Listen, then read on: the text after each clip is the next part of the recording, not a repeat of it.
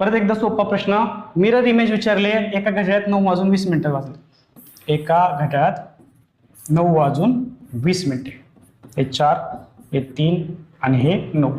मग काय असणार आहे त्याची मिरर इमेज? हा बाण, याचा मिरर इमेज हा मिनिट हँड असेल, सॉरी आवर हँड असेल, आणि हा मिनिट हँडचा मिनिट हँड. म्हणजे किती असेल? हे आहे 3 आणि हे असेल 5, 6, 7 म्हणजे 40 मिनिटं.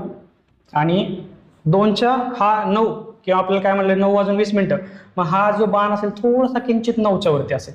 त्याचप्रमाणे हा 3च्या थोडासा वरती असेल, म्हणजे 2 आणि 3च्या मध्ये असेल, म्हणजे 2:40 झालेले आहेत.